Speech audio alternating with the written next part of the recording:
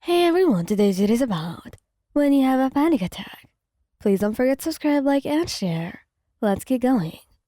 The air in the crowded train felt thick and suffocating. Your heart hammered against your ribs, a relentless drumbeat in the chaos of your mind. Their voices a mix of noise that you couldn't decipher. You gripped the handrail, knuckles white, desperately trying to anchor yourself to something. Anything that felt real. Your breath came in ragged gasps. Each inhale, a shallow scratch against the sandpaper lining of your throat. Hey, hey. A familiar voice cut through the fog. Bakugou's warm hand covered yours. He's such a grounding force amidst the swirling storm within you. His eyes, usually fiery and intense, were now pools of concern, scanning your face with a worry that mirrored your own terror. I can't breathe. You choked out, your voice a pathetic squeak, lost in the din. He didn't hesitate. With a low, reassuring growl, he pushed through the crowd, clearing a small space around you. He cupped your face, his thumbs tracing gentle circles on your cheekbones. Focus on me, he commanded, his voice surprisingly soft. Just look at me, Juan. You obeyed, forcing your gaze to meet his. The crimson of his eyes, usually a symbol of his explosive temper, now held a calming warmth, like the flicker of a fire on a cold night. Deep breath, he instructed, his voice a steady mantra, against the rising panic. In through your nose, slow and deep. Hold it for a count of 4. Then out through your mouth, slow and steady. You followed his instructions, each inhale a battle against the constricting fear, each exhale a release of pent-up tension. The handrail became a steady presence beneath your fingers, Baku's touch a beacon of grounding warmth. Slowly, the fog began to clear, the faces around you returned to focus, the voices settling into a low murmur. Your breath became less ragged, the suffocating pressure in your chest easing with each exhale. There you go, Baku murmured, his voice laced with relief. See, you're doing great. He squeezed your hand, his fiery eyes softening into something tender. I'm right here, okay? You're not alone. Tears welled up in your eyes, blurring his image for a moment. You leaned into his touch, burying your face in the crook of his neck. His familiar scent, a mix of spicy cologne and the comforting musk of his skin, washed over you, a calming balm to your frayed nerves. He held you close, his strong arms forming a safe haven around you. The train rattled on, its rhythmic movement a lullaby against your racing heart. You didn't need words. His presence spoke volumes. He understood the silent language of your fear, the tremors that ran through your body, the way your breath hitched in your throat. He understood everything. After what felt like an eternity, the train finally reached your stop.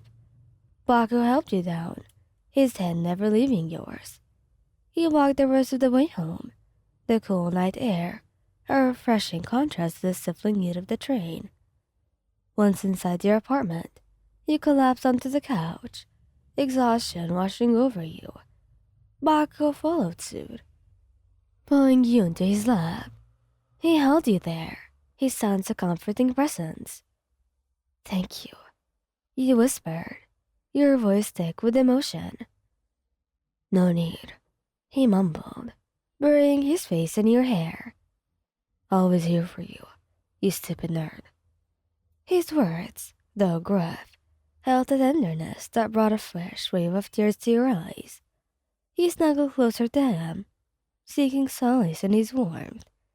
The panic attack might have left you shaken, but you knew one thing for sure. With Bakugou by your side, you could face anything that comes your way. The rest of the night was spent in comfortable silence. You watched movies, his arm draped around you like a protective shield. He fell asleep to the steady rhythm of his breath, his presence, a lullaby, lulling you into dreamless sleep. You woke up the next morning feeling fragile, but calm. The remnants of the panic attack lingered like a faint echo, but they were overshadowed by a deep sense of gratitude. You had faced your fear, and you had emerged stronger, not alone, because you had Bakugou, and that, you knew, was all that mattered. The next morning, sunlight streamed through your window, painting the room in a warm glow. You stirred, feeling a comforting weight around you. Bakugou's arm was draped around your waist, his chest rising and falling with a steady, reassuring rhythm. You snuggled closer to him, savoring the warmth and security of his presence. Last night's panic attack had been terrifying, but having them there, holding you together, had made all the difference. He stirred beside you, his eyes fluttering open.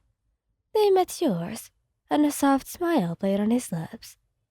"Morning, sleepyhead," he murmured, his voice husky with sleep. You smiled back, feeling a wave of affection wash over you. "Morning," you whispered, tracing a pattern on his arm with your finger. "Thank you for last night." He squeezed your hand.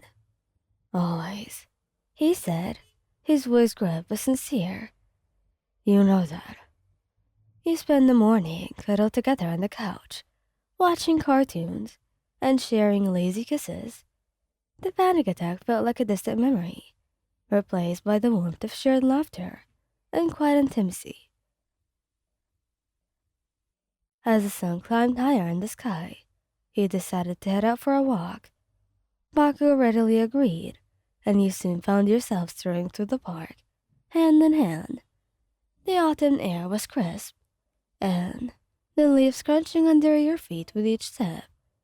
He pointed out brightly colored leaves to Bakugou, his usual scowl, replaced by surprised delight.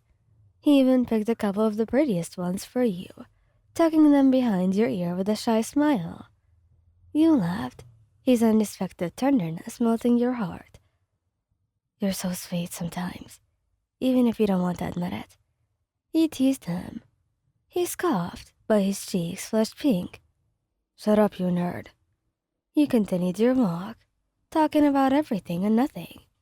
You discussed your hopes and dreams for the future, your silly plans for the weekend, and your shared love for cheesy superhero movies. As you walked home, the last ray of the setting sun painted the sky in hues of orange and pink. "This is perfect," you whispered, leaning your head against his chest. "Yeah, it is," he murmured, his voice warm against your ear. And as you stood there, bathed in the warm glow of the setting sun, you knew he wasn't just talking about the view. He was talking about you, about him, about the two of you together. And you knew with absolute certainty that you were right. It was perfect. Thanks for listening. I hope you liked this video. Please don't forget to subscribe, like, and share. Goodbye.